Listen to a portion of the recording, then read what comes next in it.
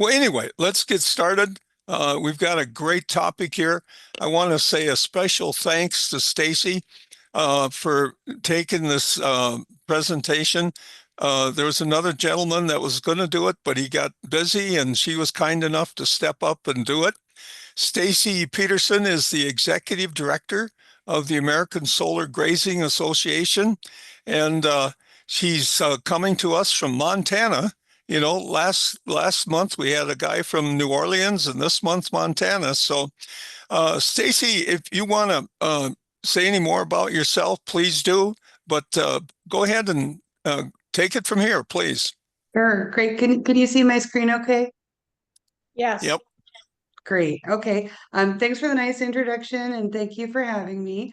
As you mentioned, I'm the executive director of the American Solar Grazing Association. I was hoping you guys could all introduce yourselves in the chat so I could know who you are and where you're coming from. That'd be great if you do that while I'm going through the first couple slides. So just an overview of what I'll talk about. I'll do a little background on what agrivoltaics is first, and then why to do it, where it's happening around the country, and then who's working on it. And then I thought particularly about agrivoltaics in Minnesota because you guys are really a hotbed for agrivoltaics. And then talk about solar grazing in particular. And then I'll talk a little bit about the American Solar Grazing Association. And we should have time to watch a 5-minute short film that we have. And then there should be some time for questions. That's So awesome. first off, great. First off, what is it? I know it's kind of a weird word for some folks if they haven't heard of it before, but basically you're combining agriculture and photovoltaics. So it's any kind of agriculture co-located with solar. And this can happen in a lot of different ways. It can be solar in crops, solar with greenhouses, solar with grazing, solar with processing, like nuts, berries, whatever you're processing, solar in dairies, solar in beekeeping, and then there's also solar in pollinator habitat. Solar grazing is grazing livestock under and around the panels as vegetation management, like that picture on the lower right-hand corner. And it's most commonly sheep. They're really nimble. They're really good at this. They're really great at taking care of the vegetation, and they're not like goats. They don't eat the wires. And cattle can be a little tall, although it does happen. And I'll talk more about solar grazing as we go. But that's a quick overview of what agrivoltaics is. So then the next question is, why would you do this? And the number one reason is for farm viability. This brings another income stream into farms. They're able to harvest the sun twice, both with the crops and with the solar panels. We're seeing folks that were not able to make it financially to pay their leases, to pay their farms, to pay their taxes before they had solar, and now they are. So this is making a pretty big difference in some family farms. People are able to keep their farmlands as farmlands. There's a nice impact to the local community because of this, because this stays in ag land. There's also, we've seen some nice data for every 8 sheep, there is 1 job translated in the community, be it like veterinary care, groceries, mechanical equipment shops, things like that. And access to land is a really big issue, especially like in Minnesota. There's some great examples I'll talk about where, folks aren't able, especially when they're young farmers, to buy the land a lot of the time. If they need to graze, to expand their flock, or to grow crops, there's solar companies that are welcoming people to come and either grow crops or to graze in between. And so it's giving them that ability to farm that they might not have otherwise had. It's also got a big impact on soil health. The grazing really increases the soil health. You're going to have an increase in soil carbon, and you're going to have it also from the forage from the grazing. So you can get it from the crops also, and from pollinator habitat greatly increases the soil health. There's really a good increase in ecosystem services. Argonne's done some nice studies in Minnesota that have shown 3 times the increase in pollinators like birds, bats, and bees at solar sites that have pollinator habitat co-located with them. They can have a greater crop productivity and a longer season, especially for cool season crops like lettuces. We've seen folks that can grow lettuces in July, which is, a really hard time to grow things like that. Things usually bolt that time of year. It's really nice for farm worker health and animal health too. You get that shade. I did testing as I went around the country to these sites and saw a good 10 to 20 degree temperature difference just in 5 minutes of standing under the panel. And everywhere I would go on these tours, like in the photo there below, everybody just huddles under the panels, and so do the sheep to get away from the heat in the heat of the summer. So it really does help with the health of both the farm workers and of the animals. And it also really greatly improves community acceptance or the social license to operate.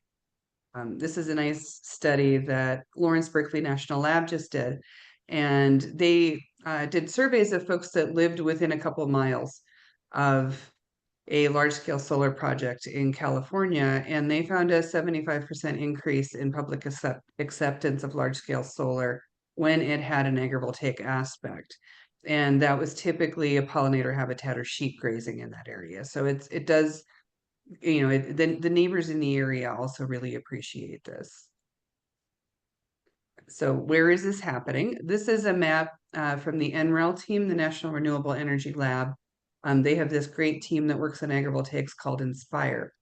And this is their map of all of the different agrivoltaics projects around the country. And you can see that Minnesota is a hotbed for agrivoltaics. But it is happening all over the country. So what I've been working on the last 5 years is I've been working with a lot of different groups on agrivoltaics all around the country. And we've been working to support agrivoltaics across rural America, particularly. We all work together. The NREL team worked ASGA, American Farmland Trust, then other national labs like Argonne. There's other groups that are leaders in this, like the University of Arizona and University of Oregon.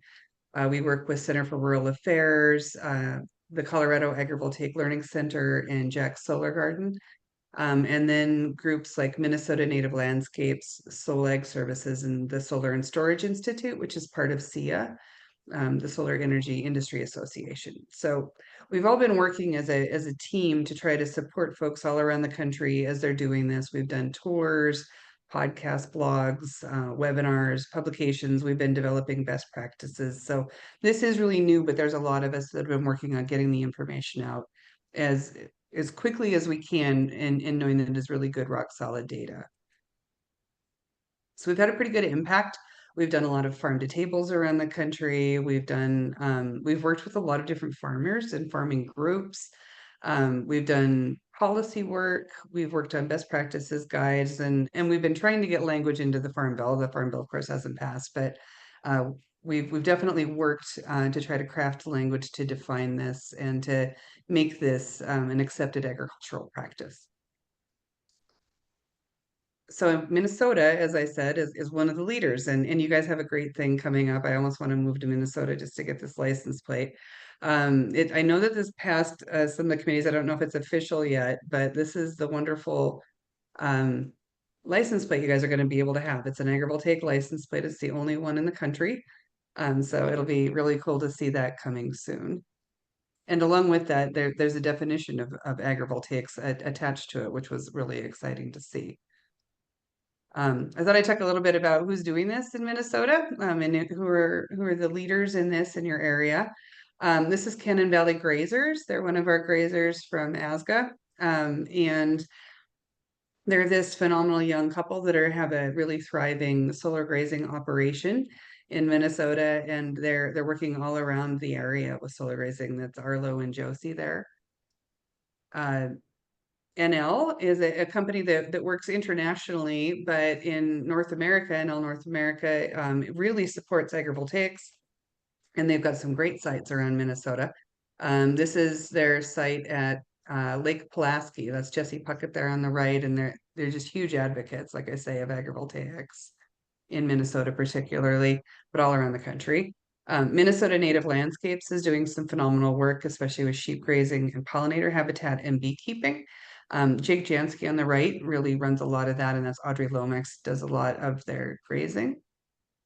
This is part of the Inspire team, and this was a pollinator mix. This is in August, so it's it's been a little bit heat stressed, but shows you the type of pollinator field and seed mix that they developed for Minnesota.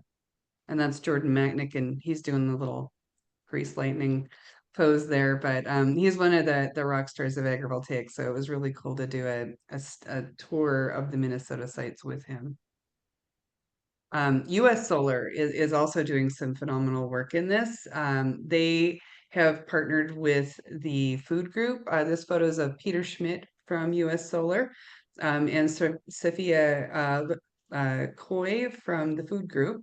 And what they're doing there, it's pretty cool. The food group and Big River Farms have come in and they're farming in between the rows. So that's working for their CSA and for their food group project.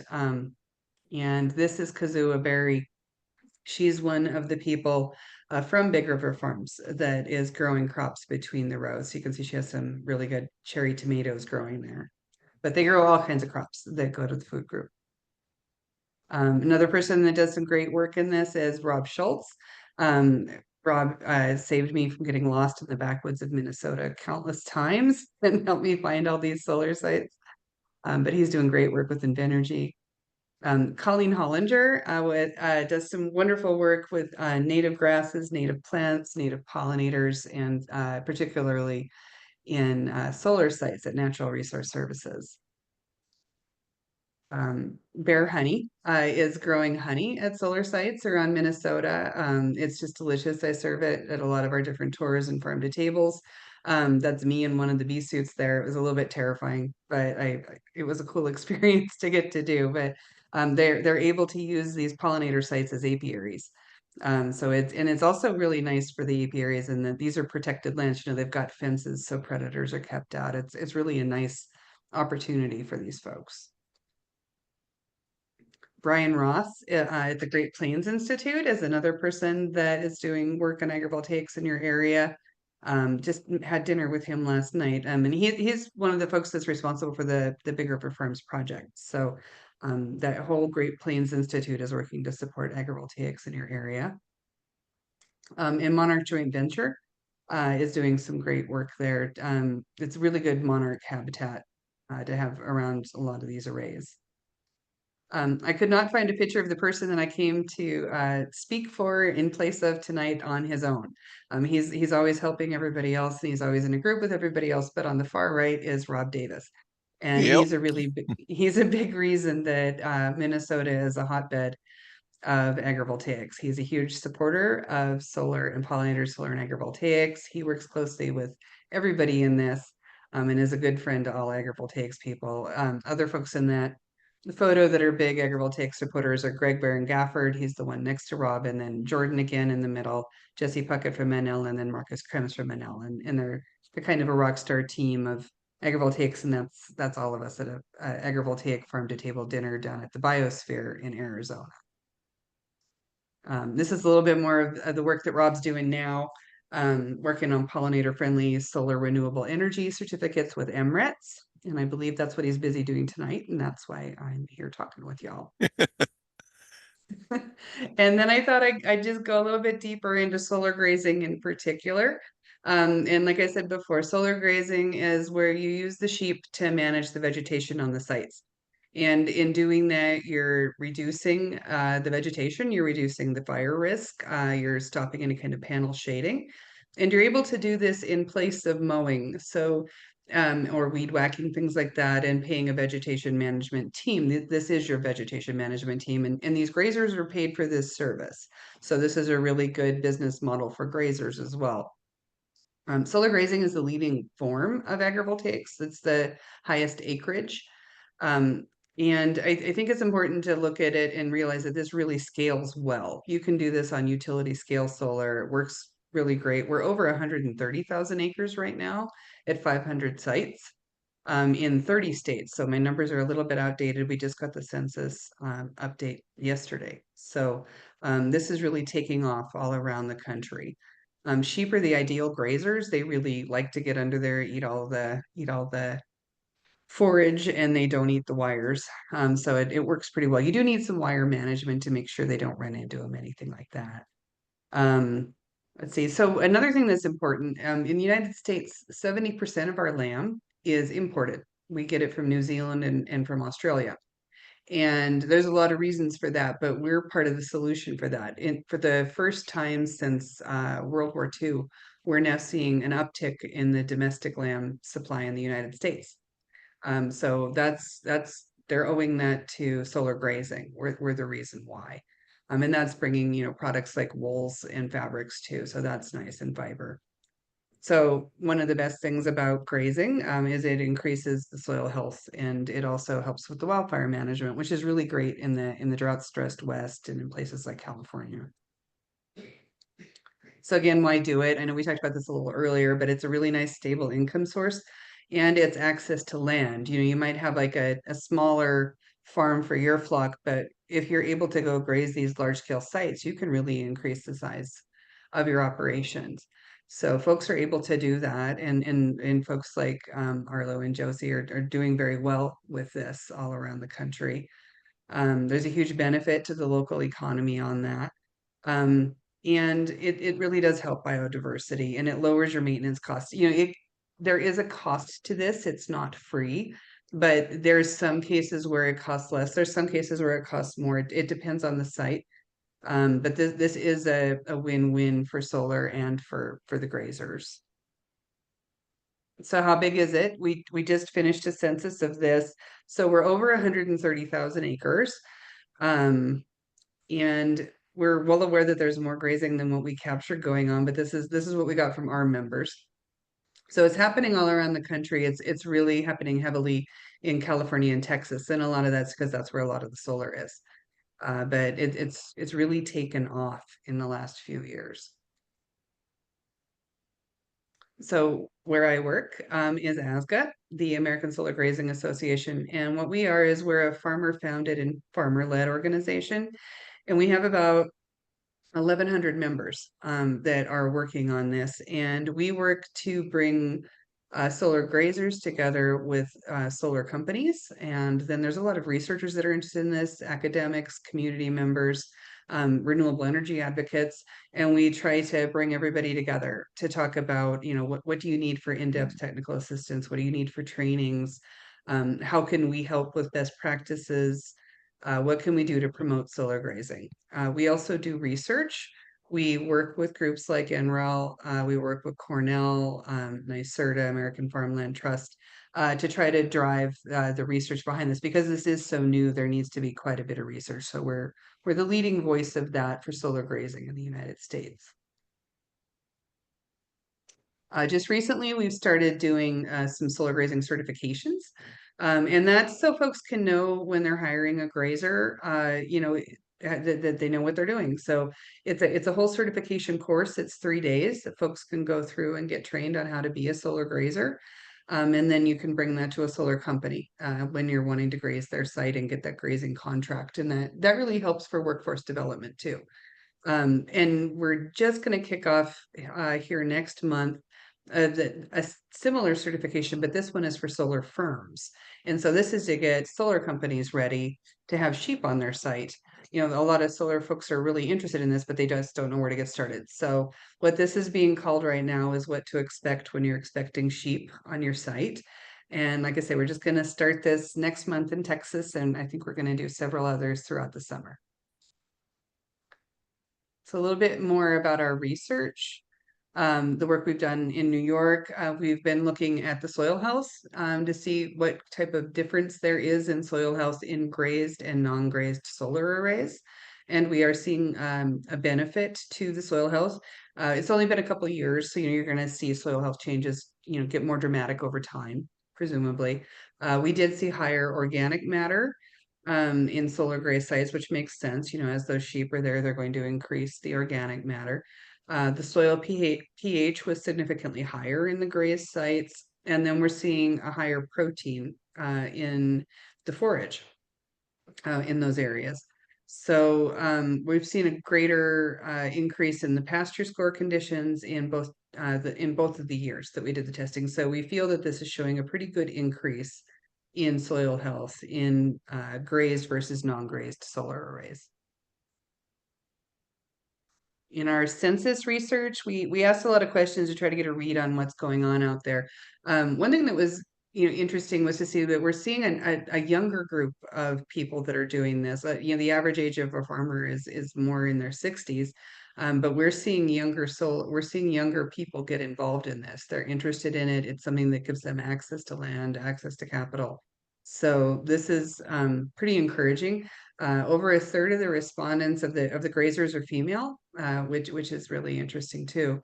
And then we're seeing folks that have a motivation to do this. It's financial is number one, but they're also really interested in the environmental benefits of this. We asked them what makes it easy to graze, and what makes it difficult too. I think I have that in another slide. Proper fencing and having some access to water, and then the site design. So when we saw that, we knew that those are things that we need to work on technical assistance and try to get that information out to solar companies that are developing and try to work on site design. So we've been working on some templates for that for people. Common problems, wire management. If the wires are hanging down, you don't want sheep getting caught in wires. Poor communication, maybe the solar company hasn't worked with a grazer before, so that's where we're gearing our education and certifications as to any kind of common problems that we're seeing. Livestock guardian dogs are a wonderful thing that happens on solar arrays with sheep. So we've done some great best practices publications just recently on what we've learned about livestock guardian dogs on solar sites. Just delightful if you ever want to read through it. We've also got some just beautiful photos of them. Pretty soon, any day now, we're going to have the best practices in solar grazing that we wrote with NREL and their Inspire team. So that should be coming out very soon. We've seen the last versions of it, but just hasn't been officially printed yet through NREL because it's a government organization and things are just running a little behind right now. We also do a lot of educational programming. We do virtual workshops. Our members present them, our sponsors present them, grazers, experts, extension specialists. So we do these really regularly, and we've got 7 years worth of webinars. And so we just have a tremendous library of knowledge out there around agrivoltaics and particularly solar grazing.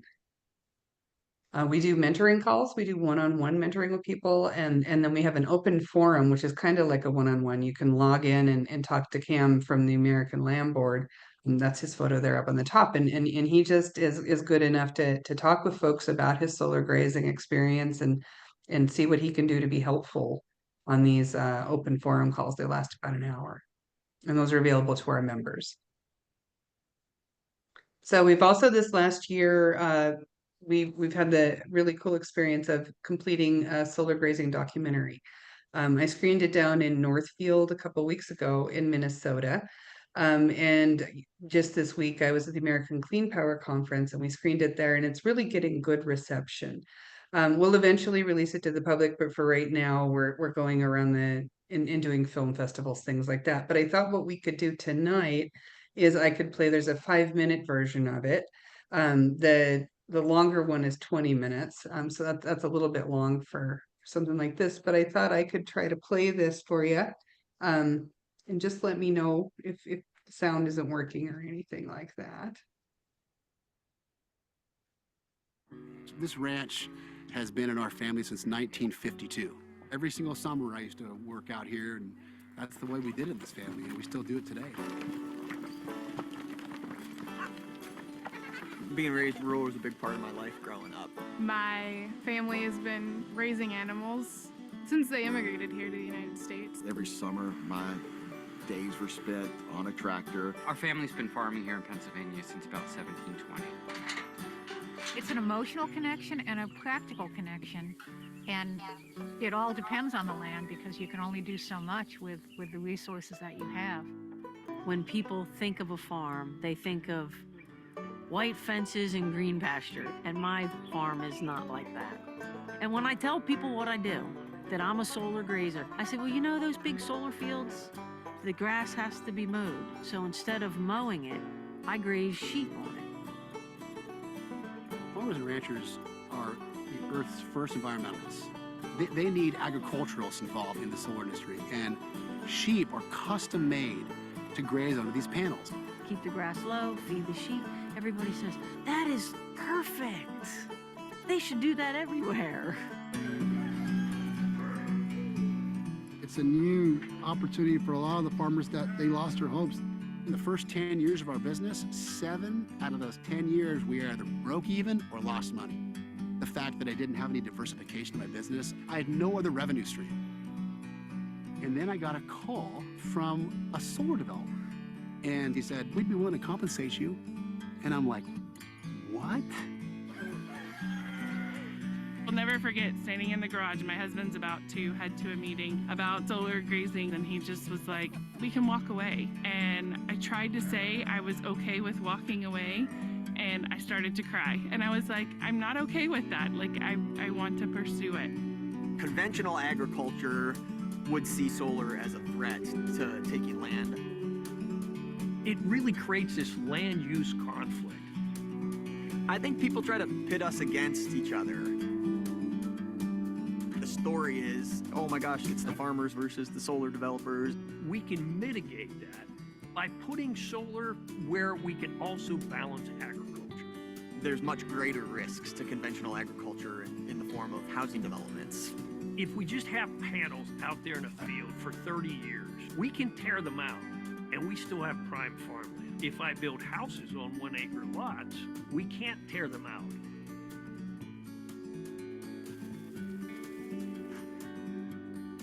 Grazing these sites, we're bringing organic matter back into the soil and creating healthier soils than we receive. The sheep will help restore the soil. And what's so amazing is that your farm strengthens because of the income from the solar. And it's as big an opportunity as you want to make of it. Early on, farming has always been successful. We had a little bit of everything. Everybody had some cows, everybody had some sheep. After World War II, the taste of the country changed. The GIs came back and didn't want to eat lamb or mutton anymore. The United States is the second largest importer of lamb in the world. We still don't have enough lamb production in the U.S. to meet our demand. We're importing about 70% of the lamb that we consume here in the U.S. If we're promoting American lamb and there isn't American lamb on the shelf, we're ultimately using U.S. dollars to promote lamb that's coming from overseas. We have an opportunity to reduce the input costs going into these lambs and become more competitive. If there's plenty of room for domestic growth, that's maybe an industry that I need to go into. The vast majority of our income comes from solar grazing. You know, I'm just glad they don't have to worry about paying the bank anymore. Doesn't matter if it rains, snows, we have freezing, we still get paid the same. So we have that stable income. It's a bonus. It's a home run. Having the solar grazing alongside the solar farm allows the agriculture community to continue to have that local farmer buy feed, buy supplies, keep that ag business in place. People really appreciate and value the work that we're doing. Every single site that I work on, almost somebody comes up and says, oh my God, my grandpa had sheep. This is so great to see livestock back on the land. It's not taking it out of agriculture. It's adding something to it. Humans and plants and animals have coexisted for eternity. Animals are a part of the management strategy. Now it's reframed with energy, and it's something that is part of our future.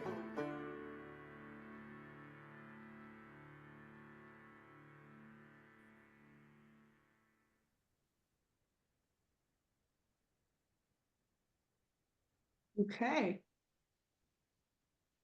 Can look and see if you had some questions in the chat, and I can try to start answering, or if anybody wants to come off mute and has questions for me. I'm happy to talk about it. If people can raise their hand using the Zoom function, and we'll call on you. And Stacie, you're seeing the ones in chat? Yep, I'm just looking now. The lake, I'm guessing, was Lake Pulaski that I referred to. I'm not 100% sure.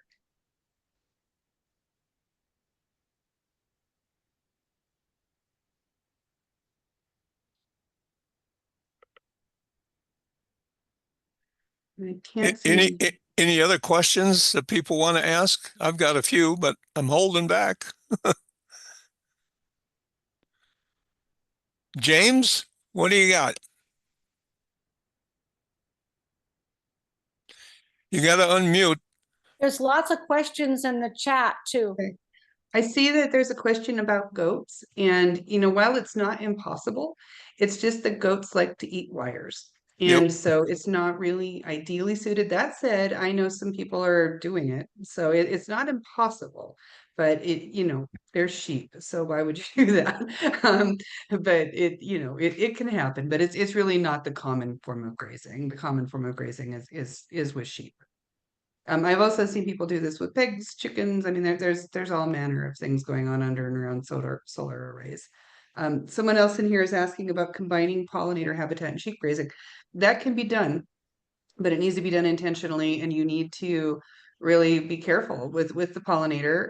You want to make sure that you're not planting anything that is toxic to the sheep or to the guardian dogs. And then you want to make sure that when you're grazing that you're not coming in at a time that is going to hurt the pollinators. You want to make sure that they're getting time to reseed, things like that. So it takes a lot more intentional management, but it can absolutely be done. There's some ASGA has a seed mix called the Fuzz and Buzz seed mix that they did with earned seeds just for that reason. So there's ideal ways to do it. It just takes a little bit more intention. So it's possible. I finally got unmuted here. You mentioned Great. that most of the sheep come from Australia. What are the effects of the tariff going to be on the importation of sheep? Right. I mean, I personally don't know. And I think that that's just what's being imported into the United States. The sheep that are being grazed are American sheep.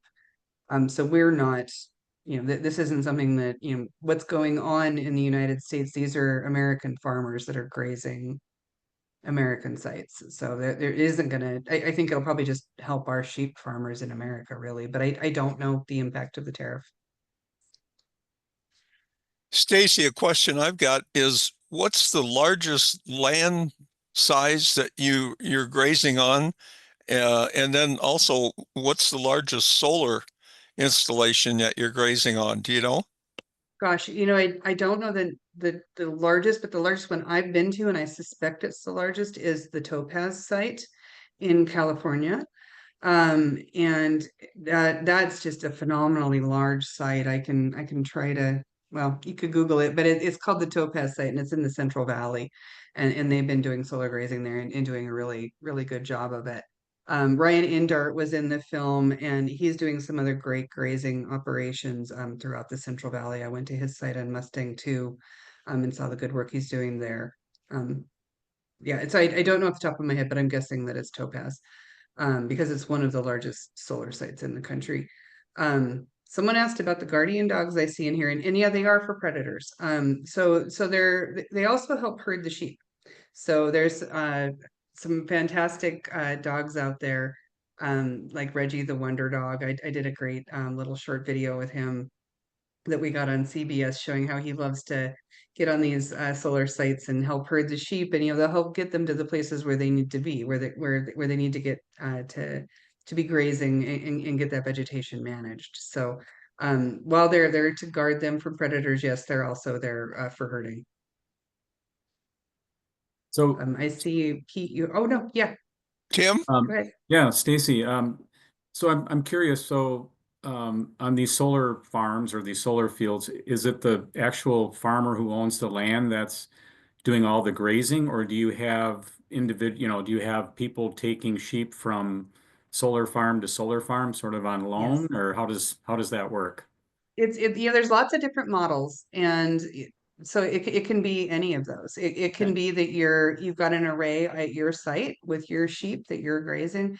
It's often that these grazers have contracts to go to a solar site to graze it as their vegetation management, and that's why they're able to really expand their flock size.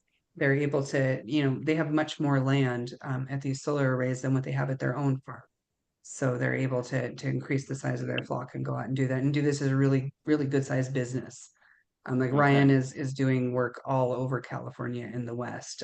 We have some of their grazers Chad Rains was in there.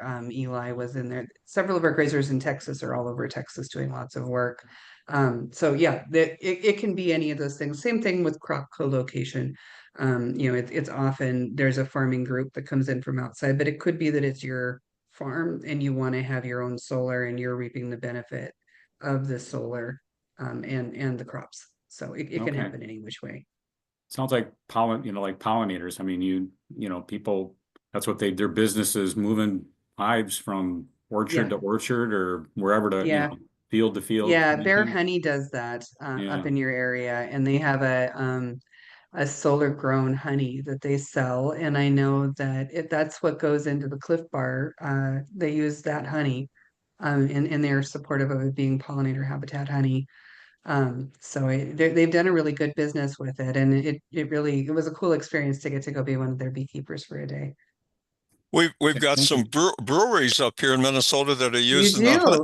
yeah, You honey in do. their brew. I've had those that I can't remember the name of it. It's like 5,000 watts or something like that. But yeah, it's delicious beer. Yeah, we've had that at our farm to tables up there. Yeah. Pete, you have a question?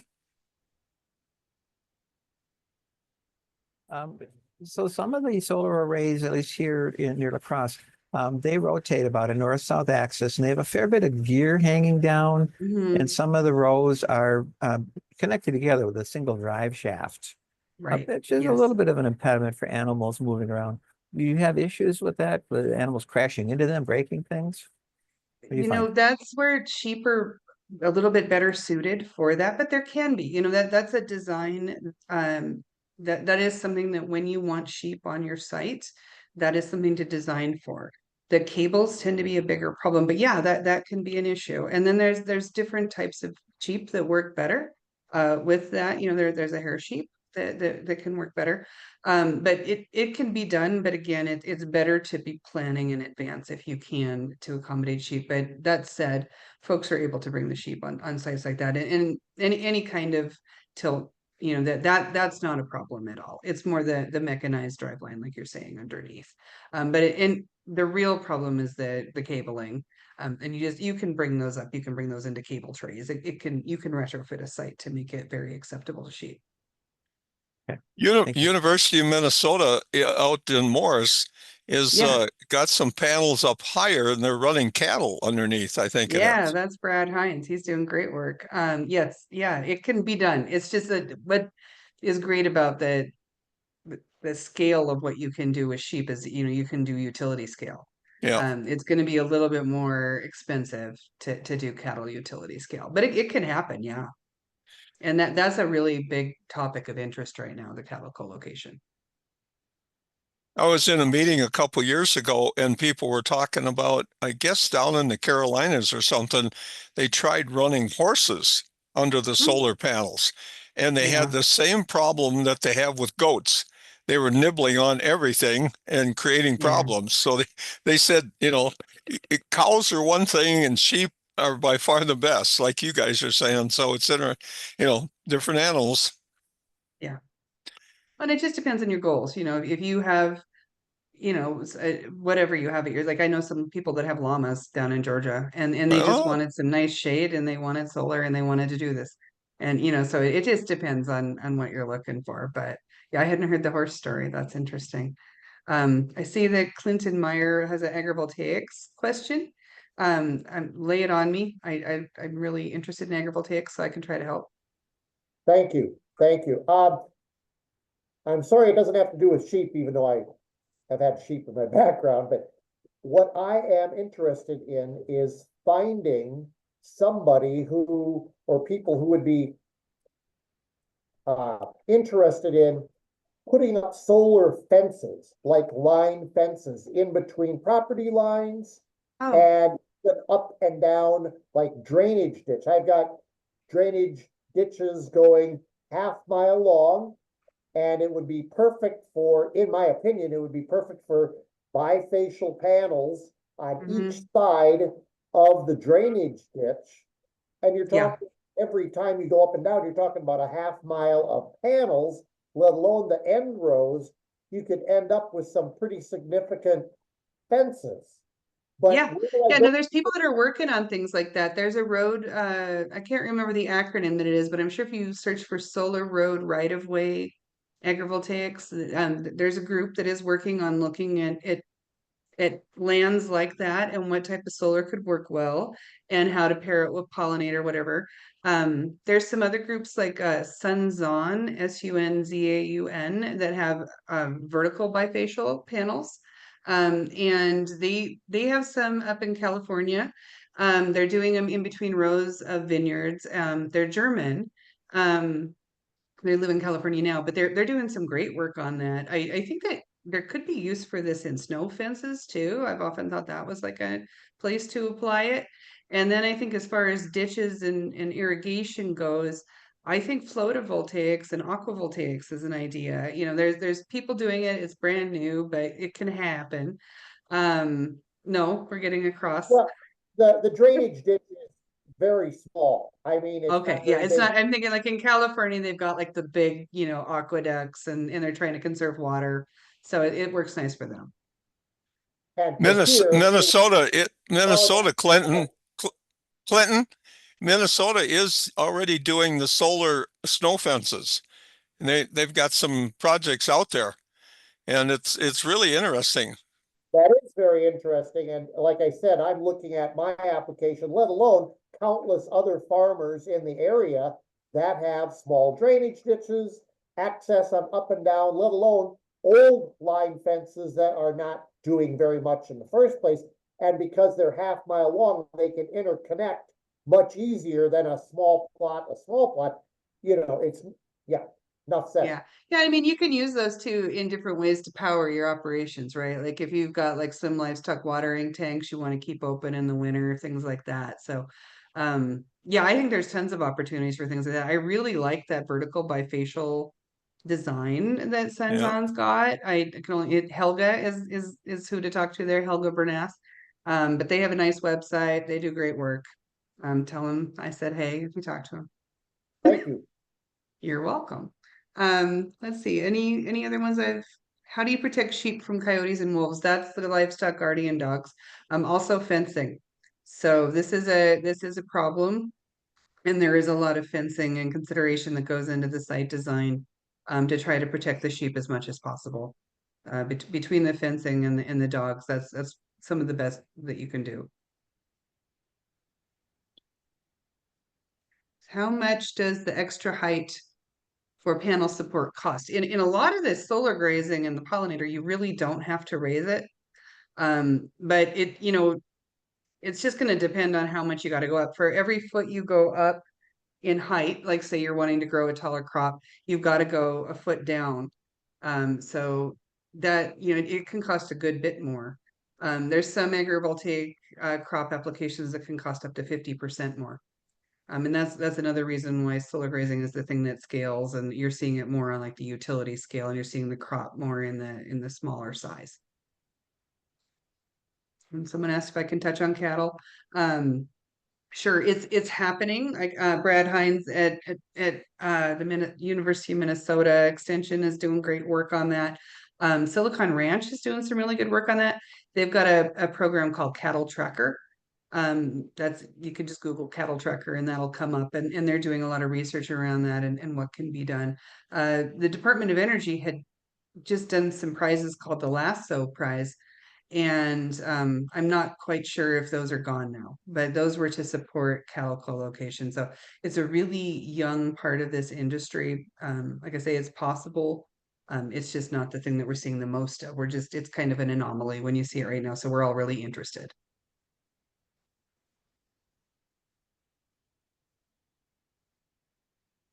Let's see, anything I'm missing? I would love to start working on wool. That's something that we're all very interested in wool and wool products. So that's good to know. Do any of these people, Stacie, operate like a solar powered water pumping system? You know, that can happen on a smaller scale one. So my job before this, I used to work a lot on like farm energy audits and doing like whole farm solar planning, things like that. And that's part of how I got into this. Yeah, that can be done, especially like if you don't want to have to take a line out to the pump, right? So a lot of the scale I'm talking about here is a lot more power than that. But you can do that. Yeah, you can power any of your farm operations with solar. Yeah. So is there a certain amount of eating that the sheep will do? So like when you pull into something that's say a 25-acre setup, you know that it's going to probably take the sheep about 5 days to eat all of that, or how do they plan that? Yeah, I mean the grazers know exactly how much their sheep will eat, and they'll set up a paddock, like a smaller area for them to graze, and then they'll move it around the acreage. So they'll manage the sheep and get, they have a whole grazing management plan that they set up. There's a contract they'll have in place with the solar company before any of this ever starts. So this is all very well planned and managed. And then if there's anything that ever needs to, sometimes they'll have to go in and do some like spot clean up with a mower. It doesn't have to happen, but it does. So they can go in and make sure that everything is, a lot of this is for a fire mitigation risk. Yeah. Are most of the sites, I mean, the ones that we see around here have like a chain link fence around the site and they limited access. Is that what most sites are? Yeah, these are industrial power plants, if you think about it. So Yep. these solar sites, they've got insurance and they've got insurance underwriters, and it's very important to them that the sites are safe and that people from the public aren't going to get electrocuted. It's a lot sometimes to get solar companies to realize that the grazing is safe and that you can come in and do this type of work. There's a lot of solar companies that are super supportive of this. Lightsource PP is doing some great work in this, NL, like I mentioned, US Solar. So there's folks that understand that this can work well, but I don't think you're ever going to see just an open to the public solar site. You can go places like Jack's Solar Garden and get tours, and it's not necessary. There is still fencing, but it's pretty approachable. Okay. I was wondering, this is Chris. I was wondering similar thing about the water. How do they get water to the animals whenever they need it? Sure. Yeah, they truck it in, or there's a well. So it's having water access is a big part of when you're developing your grazing management plan. So that's something that the grazers will come in and assess, but that these grazers know how to truck in water for their sheep too. So it's not like a deal breaker to not have a well on site. It's preferable. It would be ideal to have a water source at the site. But if there isn't, they'll bring that water in. Sandra, you have a question?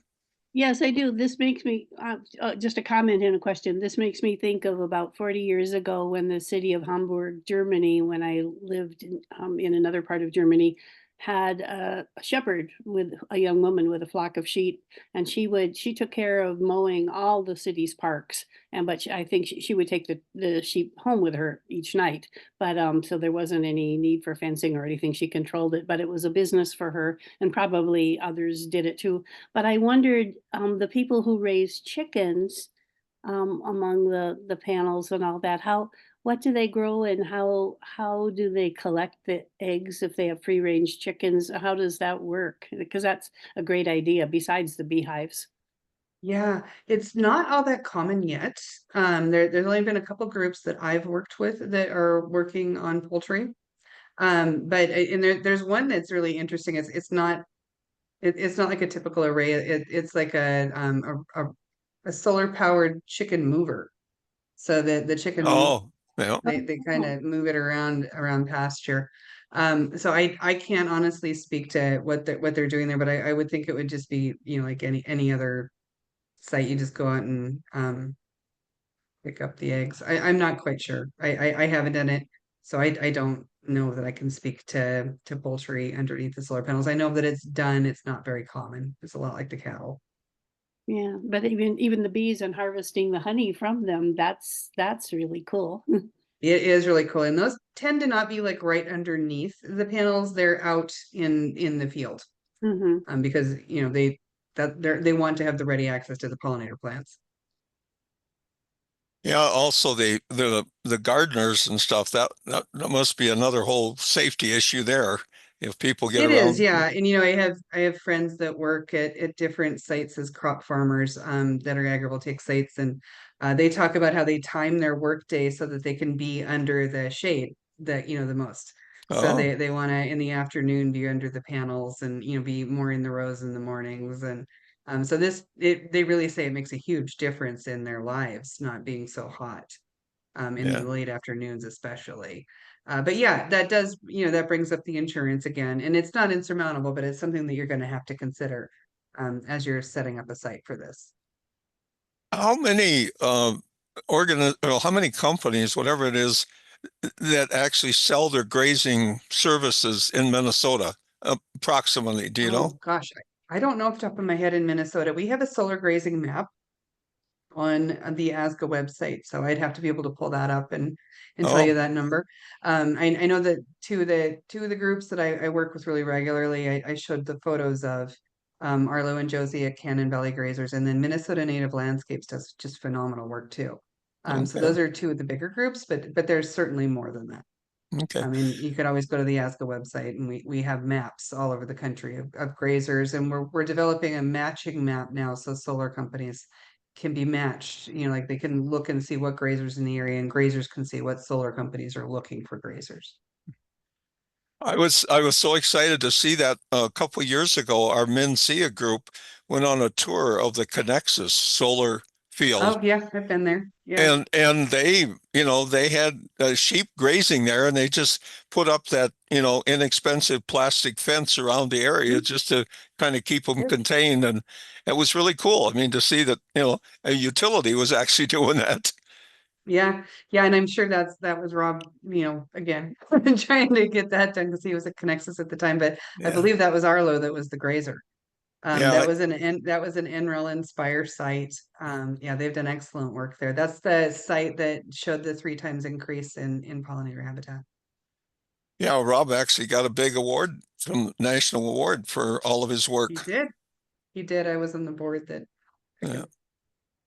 I have a question that's kind of not related, but we're going to run out of time here, and I do want to get it in. Is NREL going to be hurt by the funding cuts at the federal level? I don't work for DOE, so I don't know, but I mean, nothing in the federal government is getting funding right now. So I know that right now that my friends at NREL are still working on this, and the Inspire team is still happening. And so far so good, but I can't imagine that anybody that gets government funding can be feeling very secure right now, or that this funding is going to keep occurring. Do you have a lobbying activity as part of your group that can lobby for the practicality financially for farmers and Yeah, we can and we do. Yes. So we're a 501(c), so we are able to lobby, and we have been doing that, and we have been doing whatever we can to support this, and our friends in Greater Agrivoltaics. So yeah, that's and we want to support a lot of what we're doing right now is just trying to bring awareness that this exists, that this is an agricultural practice, try to get folks to see this is something good for farming and good for rural America. It's really a change in narrative from that whole, solar is coming to destroy farmlands and take your farms from you. It's interesting to hear that you're working with smaller, systems, and then some of the large ones, the big national companies. That's awesome. Do you guys work with like the National Farmers Union and that kind of group? Yeah, there was a National Farmers Union. They had like one of their national events. Gosh, it's been a few weeks ago now, but Lexi Hain, who's the head of our board, and she's also the head of agrivoltaics for Lightsource BP, went on our, and went with like both those hats on. So they were there. American Farmland Trust, our friends from there were there. I spoke earlier about how like we have this network where we're all out trying to get the word out and support each other. SI2 was also there, that nonprofit arm of the Solar Energy Industry Association. But a lot of the agrivoltaics folks are really doing our best to get in with groups like that. Yes. Okay. Also, Stacie, what have you got contacted by the Minnesota group, MNCEA? And I mean, they've got a big conference coming up with 600 to 700 people this fall. And it just seems like you would be an ideal presenter at that. Yeah, no, I have not. Okay. No, I wind up in Minnesota a lot, but I haven't, no. Okay, I will make sure they know about this, and you know, because there's a lot of people that do some great presentations, and this would be a good one for, you know, we've got about 190 installers, developers that show up at this, plus other people. So it's Well, a you know good. what I would suggest too is, folks really react well to hearing from the grazers. Yeah. So, Arlo's right there. I mean, he's awful busy, but like maybe he could try to find a way to come, or somebody from Minnesota Native Landscapes try to get US Solar. Peter Schmidt is a rock star in this. So I mean, I'm happy to have ASGA too, but Minnesota is just such a heavy hitter in agrivoltaics. There's lots of folks you could pull in Okay. to talk about this. We'll have to. All the folks I talked about earlier. Yeah, we'll talk are all great. offline. Yeah. Go ahead, Chris. Well, I was just wondering, is there a list of, as part of your group or otherwise, is there a list of farmers who are doing this that is published somewhere? Let's say we have a map. We have a solar grazing map. It doesn't necessarily have crop farmers and beekeepers. If you go to the NREL Inspire website, that was that map I showed really early on of where is this happening. They've got all of the agrivoltaic sites in the country. So it has the names. So you can look on that too. So they're a really good information source. Between all of us, you can figure most of it out. Can you still get to their information? Because I heard the other day that they were shutting those sites down, so people couldn't even get to it, and they were recommending people download information before they. I don't know, because I've been in a conference all week, but I think I would have got some kind of an emergency email if that had happened. But it was there last week, because that's where I got that screenshot when I was making the presentation. Okay, that's good. Any other questions? Somebody said, what is it called again, please? What is what called again? And I can let you know. It's in the chat there. You can unmute yourself too. Looks like it's Kate Miller. Kate, unmute yourself.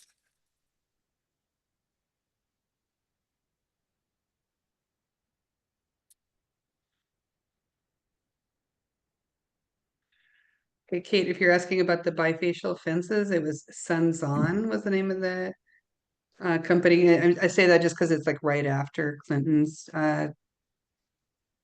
chat there. If you were asking about the NREL website, it's Inspire, INSPIRE. Thank you. The NREL Inspire site. That might be it. Thank you very much. I'm sorry. You're welcome. Yeah, you're welcome. The map is still there, Doug. I just looked. Great. On NREL. It's still there. Okay. Great. Okay. And ours is just you go up to solargrazing.org for us. And then if any of y'all ever need me, I'm Stacie at solargrazing.org. Stacie, have you been contacted by ASUS, the American Solar Energy Society? They have a conference coming up in the near future. No, I just got back from the American Clean Power. And then, we're a tiny little nonprofit, so we don't have a lot of money. So we can only do so many conferences. That's our other thing. We have to get sponsorship to go to these things. So this year it's in Boulder. So it's okay. And is that one in August? Yeah, well, it has, and I think this year it's going to be a little earlier. Mark, are you still here? Do you know when it is? Maybe we lost Mark. No, I'm here. It's in August, early August. Okay. Okay, it's at the same time as Solar Farm Summit is what's run there. The main summit for agrivoltaics is called the Solar Farm Summit. They have another one in Virginia I'm heading to in 2 weeks, and that's the Virginia Solar Summit. But the Solar Farm Summit is in Chicago in the first week of August. I think it starts the 4th and it goes to the 7th. And that was the exact time as the other one that you just mentioned. So we won't be able to attend. Yeah, there's another huge conference in Chicago coming up very soon too. So they used to do it in Minneapolis or St. Paul, and now they moved it to Chicago. But well, Thank you so much, Stacie. Yeah, This has you're been welcome. awesome. It's just great information and so many good resources. And one more time, any other questions that anybody has? Well, thank you everyone for attending. And we will, the MRES crew will go on to their board meeting in the near future. And Stacie, again, thank you so much for doing this. All right. Well, thank you so much for having me. It's great to meet y'all. All right. Take care. Bye-bye. Bye. Thanks, Ellie, for doing all this. Yep, thanks, Ellie. Hello, everyone.